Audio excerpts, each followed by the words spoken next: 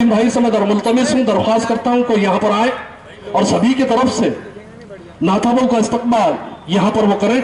एक बहुत ही अच्छी कोशिश अपनी नामों में सुनील देवले सर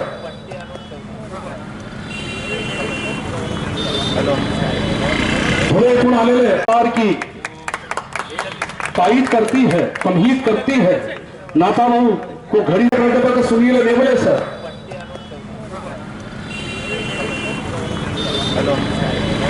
थोड़े गुण आलेले पहलवान बतौर तोहफा घड़ी कलर स्टॉप की जानिब से दी जा रही है।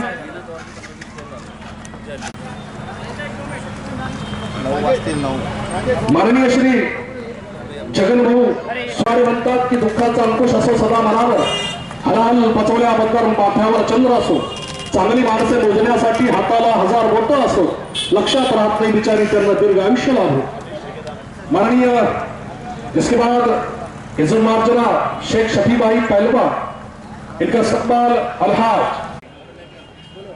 माननीय नाथाभाऊ यांना पुष्पगुच्छ आणि राष्ट्रवादी काँग्रेस पार्टीचं चिन्ह घड्याळ उपहाराच्या माध्यमातून, तोफ्याच्या माध्यमातून ईद मिलनच्या गाळा आला विषारी फळे घेऊन चंदनांची मुळे शोधली पाहिजे, अशा पद्धतीचा हा सोहळा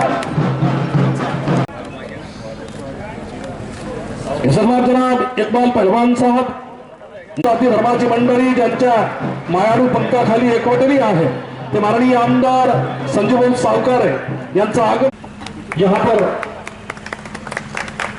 मैंने कहा कि कोई दरख्त कोई साहिबा रहे न रहे, बुजुर्ग जिंदा रहे, आसमां रहे न रहे, घुटन है हवाएं चाहते हैं, बुजुर्गों की दुआएं चाहते हैं। इस मार्जना रशीद अब्बास साहब,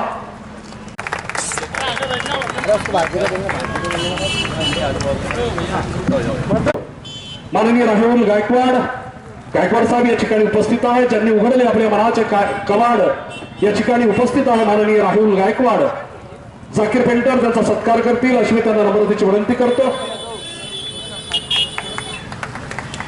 इकबाल पहलवान बागबान इनका भी इस्तकबाल, अशा पद्धतीचा हा अत्यंत चिरस्मरणीय नेत्रदीपक सोहळा करेंगे अशी मी दरख्वास्त करतो। सलीम माननीय रवींद्र पाटील यांचं आगमन झालेलं आहे।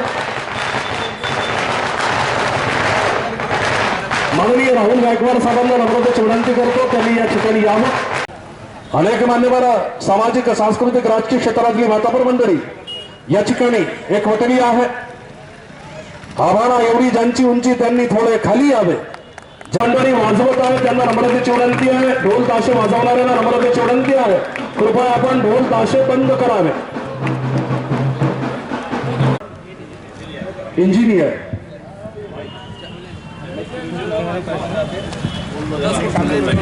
उसलुद्दीन साहब का तमाम माशरे की जानिब से जनाब अहमद कुरैशी सरमत तकरीब में ढलती है तो जिंदगी की रानाइयां जिंदगी। माननीय नाथाभाऊ इथं उपस्थित आहे।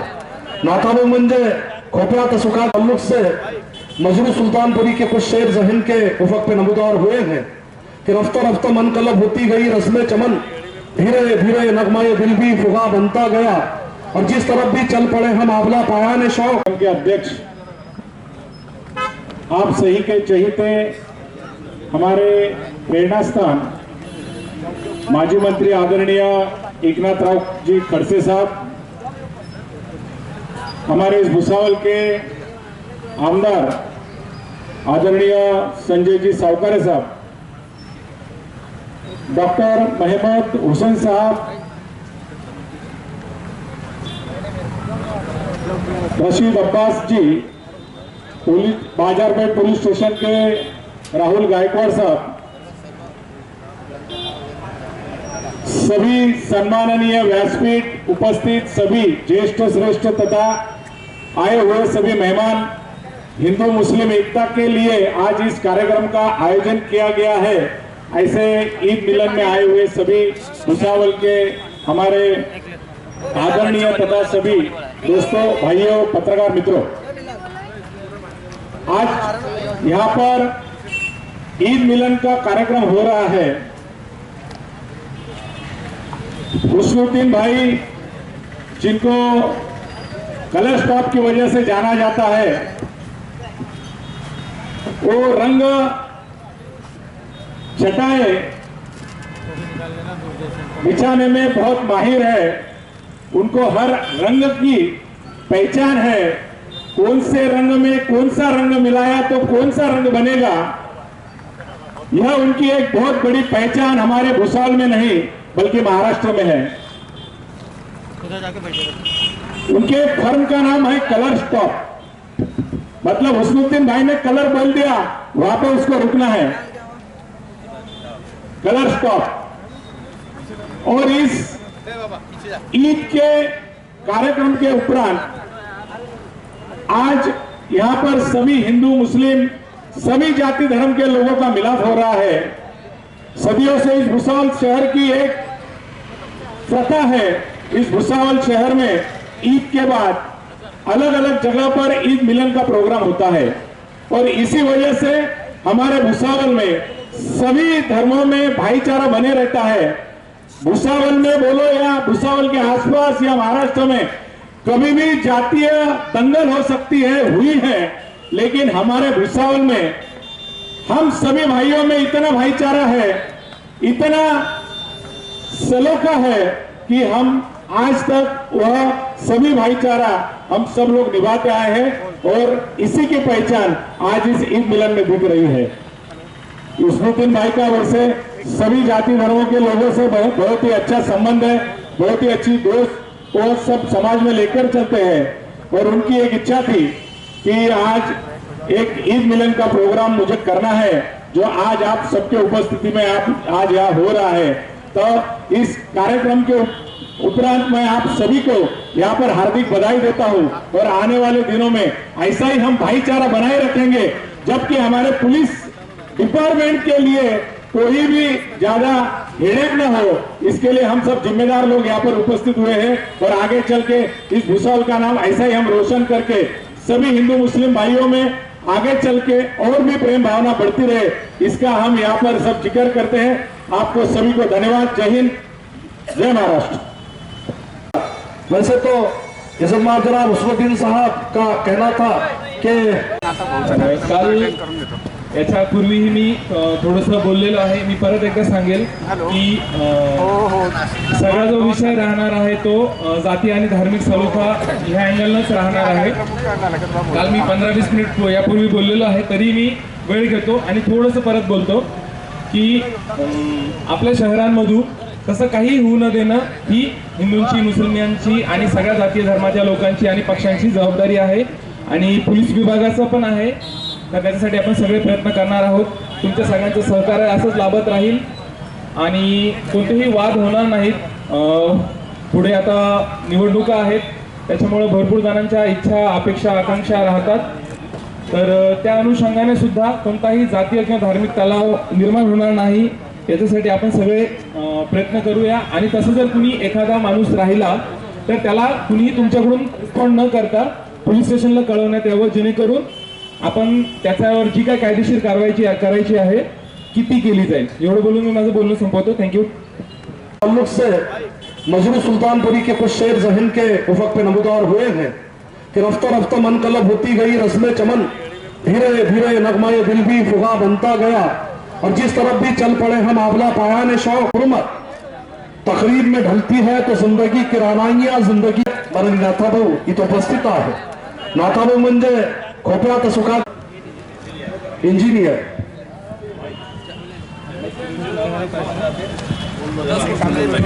हुस्नुद्दीन साहब का तमाम माशरे की जानिब से जनाब हैदर कुरैशी साहब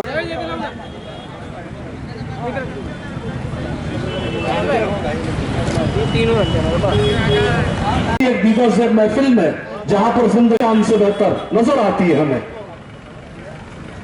गुड्डू अग्रवाल यांचं साहेब मुक्ताईनगर मराठी साहित्यामध्ये अत्यंत महत्वाचं नाव आणि रसिकतेचा नेलकर यांना नम्रतेची विनंती आहे, सत्काराचा स्वीकार करण्यासाठी आपण इथे यावं।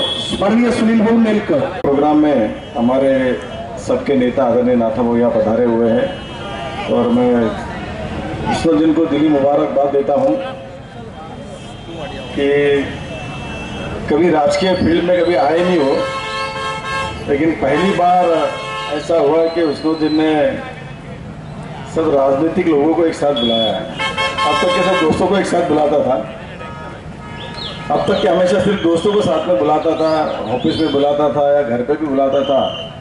पहली बार ऐसा हुआ है कि उसने राजनीतिक लोगों को यहाँ पर बुलाया है। ये किस बात के संकेत है मुझे पता नहीं।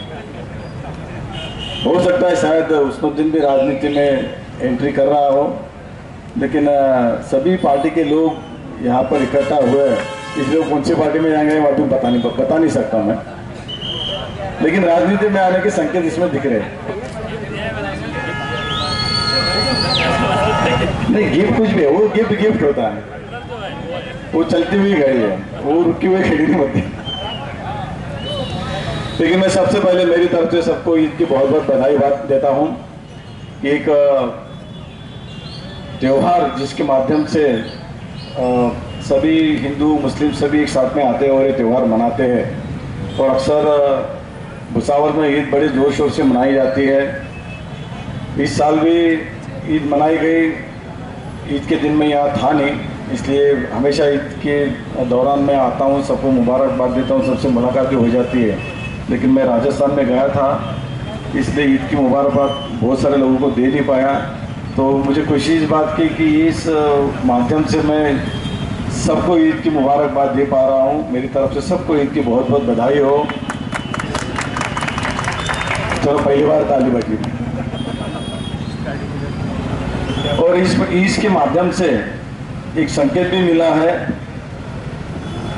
कि राजनीति कहाँ किस ओर चली जाए पता नहीं चलता है। जो आदमी राजनीति से परे था, कभी राजनीति में आता नहीं था, उसने आज राजनीतिक प्रोग्राम रखा है, नहीं ईद का प्रोग्राम रखा है, इसको राजकीय प्रोग्राम तो नहीं बोल सकते, लेकिन ईद के माध्यम से उसने सभी को यहाँ एक साथ बुलाया है। लेकिन एक साथ बुलाया तो सभी पार्टी के लोगों को बुलाया उसने, ऐसा नहीं किया है कि भाई इसी पार्टी को बुलाया, उसी सबको बुलाया है। और यही मकसद होता है कि ईद का कि दुश्मनी जो कुछ भी है सब भूलो और ईद के दिन गले मिल के एक दूसरे को जो भी गलतियाँ माफ़ कर दो और आगे बढ़ो, इंसानियत जिंदा रखो और इंसानियत के माध्यम से आगे बढ़ते रहो। यही ईद का संदेश है, सबका पैगाम ईद का यही है। और मैं चाहता हूँ कि ईद के दिन हम यही सब दुआ करें कि हमारे भुसावल में जो सुकून शांति अब तक के बनी हुई है वो ऐसी बरकरार रहे। बहुत सालों पहले यहाँ भुसावल में भी दंगे हुआ करते थे, हिंदू मुस्लिम भी दंगे हुए, यहाँ छोटी छोटी बात पर भी दंगे होते थे, लेकिन बहुत सालों से भी कुछ सालों से एकदम सुकून है, शांति है, क्योंकि लोगों ने भी भड़कना छोड़ दिया। लोग अभी सयाने हो गए, उनको मालूम है कि कौन आदमी किस चीज़ के लिए भड़काता है, कौन राजनीति करता है, क्या करता है, वो भी लोगों को भी बहुत सारा अच्छे से मालूम हो गया है कि हमने किस बात पर भड़कना है, किस बात पर क्या रिएक्शन देना है। तो इसलिए भुसावल के सभी लोग अभी में बोलो या बोलो, जब भी मैं भाषण के लिए खड़ा होता हूँ हमेशा अजान होती है और हमें में बोलो या बोलो, जब भी मैं भाषण के लिए खड़ा होता हूँ हमेशा अजान होती है और हमें ईद मिलनचा या ठिकाणी कार्यक्रम सुरू आहे आणि तुमच्याकडून मायनॉरिटी मिनिस्टर म्हणून त्यांना संबोधित करावं अशी आमची अपेक्षा आहे आणि काही घोषणा आपण करावी अशी मी आपल्याला विनंती केलेली होती। ते पण या ठिकाणी घोषणा आपण करावं। सर्व आपल्या स्पीकर ऑन केलेला आहे आणि आपलं भाषण ऐकण्यासाठी सारेजण उत्सुक आहे। कृपया आपण सुरू करावं।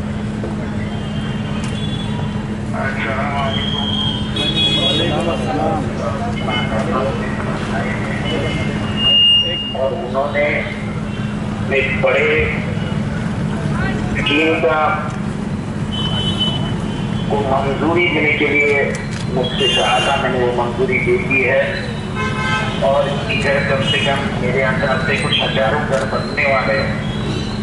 जगह बदलने की कोई योजना है, उसको कोई बड़ी बात नहीं है। इस तरीके से ये उम्र में भी मेरे जैसे छोटे से कार्यकर्ता के घर में आके बैठ के अपना काम करवा रहे हैं, इससे मैं समझता हूँ कि उनको अपने लोगों के लिए इतनी जगह अपने के लिए, वरना इतना बड़ा नेता जो मुख्यमंत्री पद का जायज अधिकार था उसका, उस आदमी को अपने आदमियों के लिए ऐसे किसी के घर पे जाना, ये बहुत बड़ी बात है। आपका मुकद्दर अच्छा है, आप ऐसे नेता के साथ हो, ये अकलियतों के साथ वाला बनता है, ये अल्लाह वाले उसके साथ रहता है और इसीलिए अल्लाह उसको कुछ नहीं करेगा। आने वाले दिनों में आपकी दुआओं से नाता बहू की हर कदम विकास की ओर बढ़ोतरी की ओर चला जाएगा। हम उनके कार्यकर्ता है, लेकिन मुझे बहुत फख्र है इस आदमी के दिल के ऊपर, ये बड़े दिल का आदमी है। आज आपको जो मिल रहा है उनसे नाता भाव के कारण मिल रहा है। मुझे उनको 2-3 करोड़ रुपए डायरेक्ट पैसे भी देने हैं इस महीने में, वो भी मैं देते रहूंगा। लेकिन मैं 100% आपसे बोलता हूँ, 100% आपको बोलता हूँ कि जो कुछ नाता भाव मुझसे कहेंगे, मेरी ना बोलने की हिम्मत नहीं है। आपको सबको ईद मुबारक हो, धन्यवाद। सबको ईद मुबारक हो। आने वाले दिनों में मैं भी वहाँ आऊंगा और आपके साथ मिलके शिव कुर्बान। आपको भूमि पूजन के लिए आना है? बिल्कुल बिल्कुल बिल्कुल आ जाएगा, बिल्कुल। Thank you. पहले तो मैं आप लोगों को सभी को ईद मुबारक देता हूँ। और ये आवाड़ साहब से मैंने एक बात किया था कि माइनॉरिटी बहुत सालों से हमसे जुड़े, मुझसे जुड़े, कुछ ज़्यादातर बताया तो नाथा बोल से बहुत सारे माइनॉरिटी के लोग जुड़े और माइनॉरिटी के काम मैंने कई सालों से करते आया हूँ।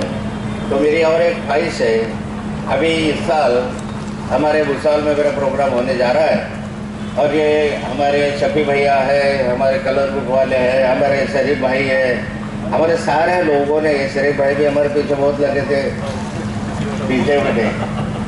तो शरीफ भाई के यहाँ मैं जब गया था रोजा अफ्तारी के समय, तो शरीफ भाई ने वहाँ हमारे घर पे बताया था कि भूसावल इतना बड़ा शहर है जहाँ मोहल्ले में सारा मुस्लिम समाज, माइनॉरिटी का समाज रहता है, फिर भी हमारे लिए एक शादी हॉल नहीं है और ये हमारी कमी है।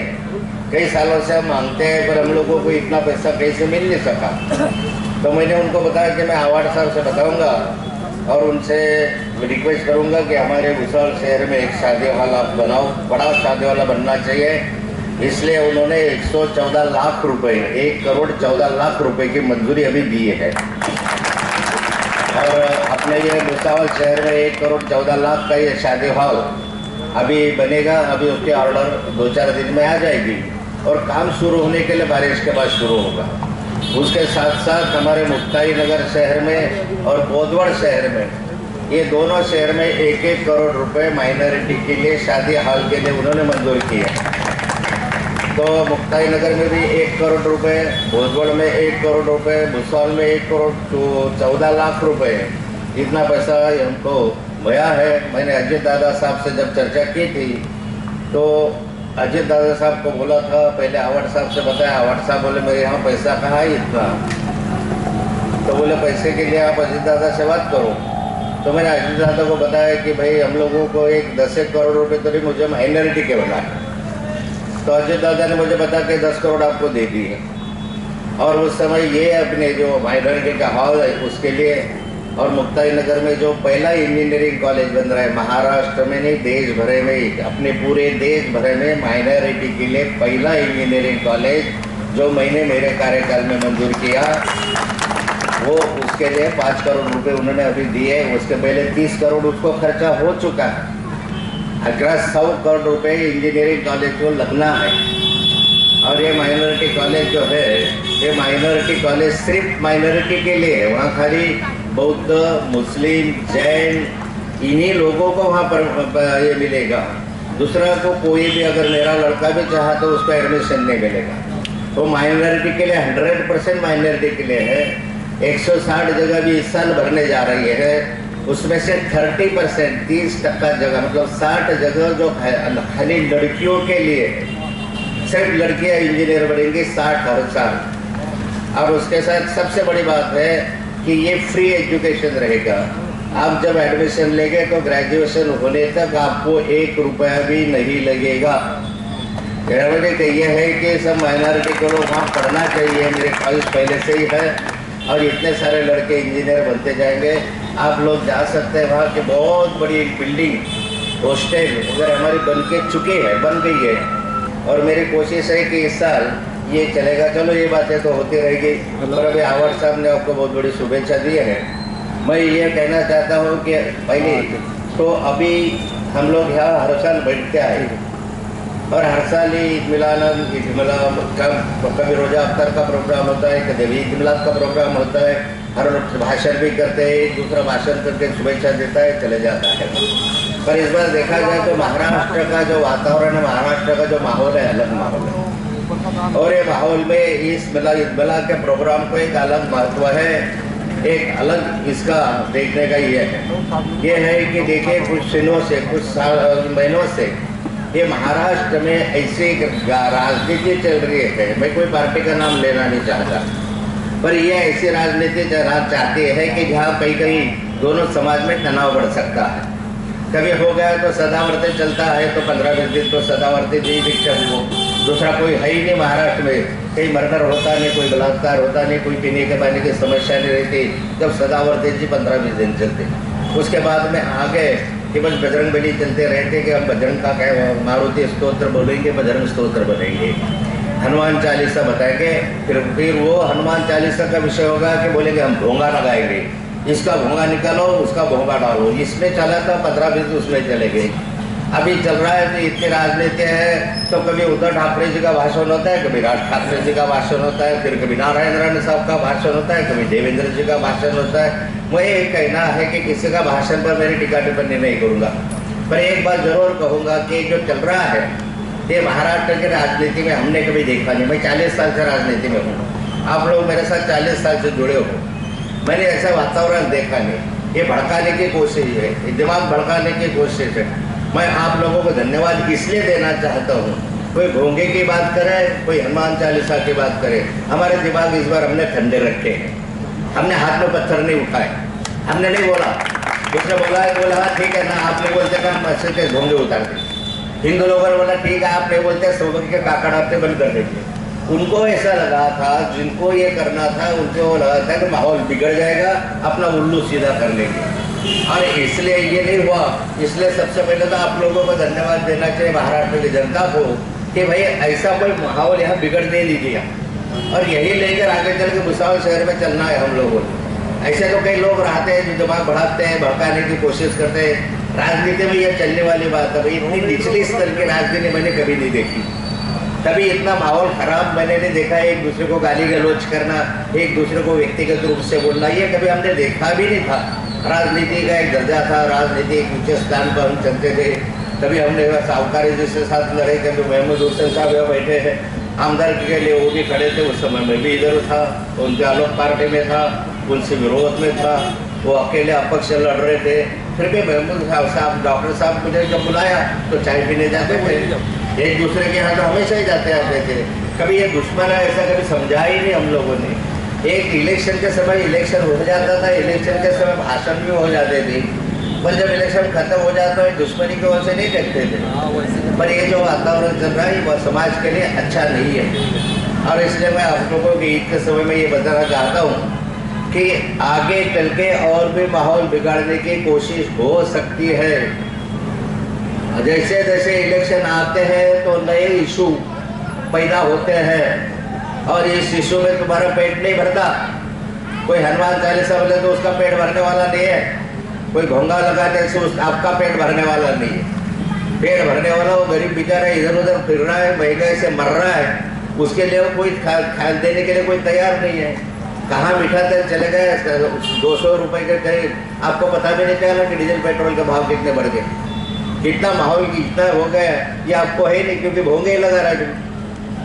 इसमें किसका ख्याल है, कौन बात कर रहा है, वो छोड़ो, राजनीति की बातें छोड़ो, पर एक शांति रखने का कोशिश हम लोगों को सबको करना है। और ये ईद मिलाद के दिन हमने हमेशा बताया कि जो राजकारण करने वालों को उनकी राजनीति करने दो, उनको उनके लिए झगड़ा करते हुए एक दूसरे से गाली गलौज करे, एक दूसरे से हमको ख्याल करना नहीं है। हमको इतना ख्याल करना है कि इसके तरफ देखेंगे तो एंटरटेनमेंट करके देखो, एंटरटेनमेंट बोले तो कर्ममुख करके देखो, हिंदी में क्या बोलते मुझे मालूम नहीं, टाइम पास बटन दबाओ, टाइम पास देखो। जब नींद नहीं आती तो फिर नवनीत राणा जी है, फिर सदावर्ते साहब है, फिर हमारे भोंगा वाले साहब है, जो भी है, जब तक नींद नहीं आते तो देखो आराम से नींद आ जाएगी आप लोगों को, पर दिमाग मत खराब करो। और इसलिए हम लोगों को ये भी है, डेवलपमेंट की ओर बढ़ो, कोशिश करो कि हमारे विभाग का विकास हो। ये जहाँ मोहल्ले का डामरीकरण का काम चल रहा है, बहुत सालों के बाद हम राह देख रहे थे कि इसका काम चल हो। मेरी तो इच्छा थी कि इसका कॉन्ट्रैक्टर बनने में राजन हमारे ये क्या बोलते मिनिस्टर साहब से बात कर रहा था, तो मैंने बताया हम डामरीकरण का काम शुरू किए। वैसे कर रहे बोले मुझे मांगते थे मार्च महीने के पहले तो मैं कॉन्क्रीटीकरण करवा देता था आपको। बोला देखो समय गया नहीं, और भी गलियाँ हमारे बाकी है, आपको बुलाएंगे यहाँ, आपको भूमि पूजन मंगल कार्यालय का करें, शादी हाल का करें, और उसके बाद बहुत सारी घोषणा यहाँ करनी है।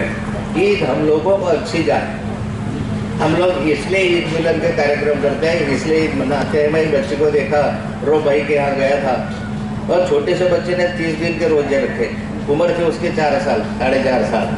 बोला ये तो है ना, तो भगवान के लिए इतने आस्था होना चाहिए, मन से इच्छा होना चाहिए, और ये महीना तो पाक रहना रहता है। तो ये तो हमारे दिमाग में ये नहीं डालता है कि मारा मारी करो, झगड़े करो, फसाद करो।